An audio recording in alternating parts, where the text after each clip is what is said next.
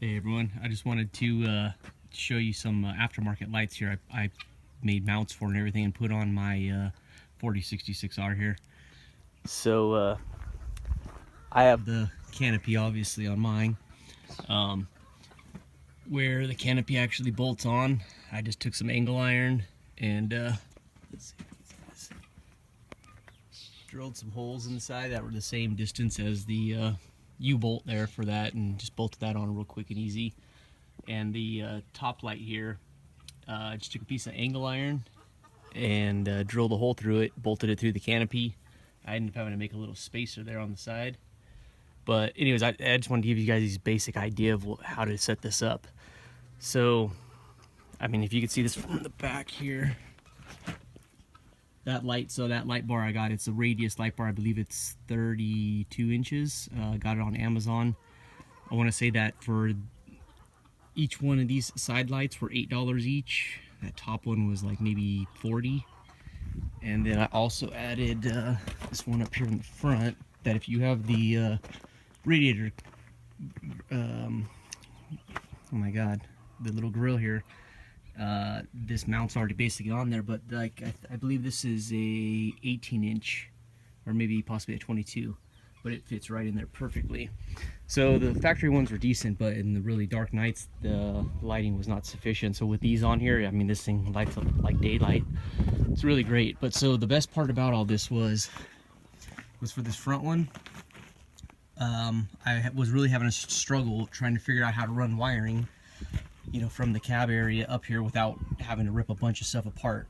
So I popped the hood open, and the factory wiring harness has capability for a horn on this tractor, but I do not have it on this particular model.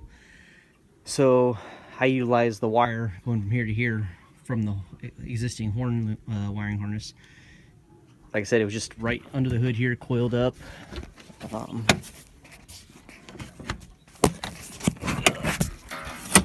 So this orange wire right here, in between the intercooler and the front of the grill. Oh, sorry if that's not focusing. There. Anyways, there's the orange wire in there. So anyways, that thing ran back, and under the steering wheel here, if you pull off these side panels, literally that thing was coiled up right about here, right next to the ignition switch.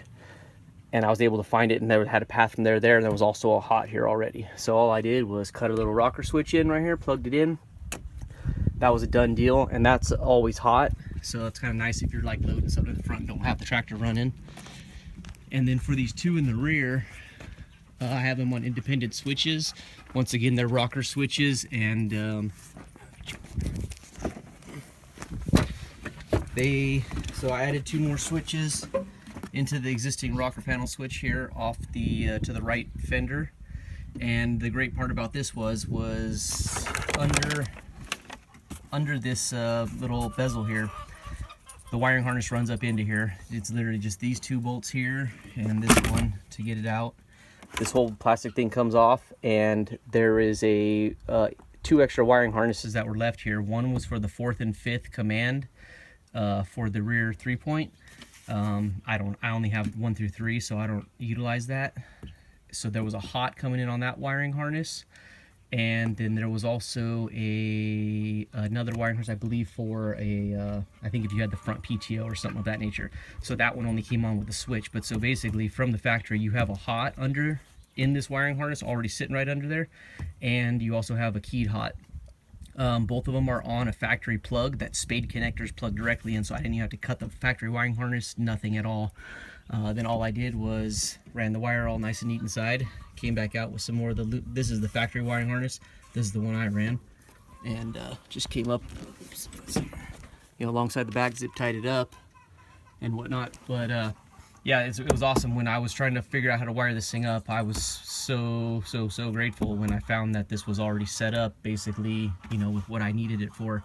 I can't find the exact amperage readings on it's a fused circuit that from the factory, but I can't find the exact amperage rating of that circuit. But I've not had a problem with any of the lights at all, you know, tripping or blowing the fuse or anything of that nature. So sorry, I don't have a video of these lights on at nighttime because it's longest time of the year here in California, so it's about 9:30 or 9:45 until it even gets dark, and I'm usually in bed by 10 o'clock or so. So sorry I don't have any great video or pictures or anything to put up right now of the lights in action, but maybe in a month or two, once we get past the solstice or whatever, we might have some time to do that. Anyways, if anybody wants more detail on any of this, I just wanted to give you the basics and say how awesome it was that the wiring was already there. Anybody wants more detailed measurements, or you just need me to pop that apart just to show you inside there or something, let me know. I'll pull it apart real quick. It's not that big of a deal. But yeah, those lights made a huge difference, and especially when I'm working on the roads and stuff, because there was absolutely no lighting in the back of this tractor from the factory. So you were down some dark roads and stuff. It got a little scary at times, but it's great now. And like I said, all four of the lights, the one in the front, the big one here, and the two here, I have less than $70 invested. All of it was purchased off Amazon. And I've not had a problem with any of them. They've been reliable and great. They don't flash. They don't do anything weird. So, all right, guys. Well, like I said, if anybody needs any details on how I set that up more, let me know.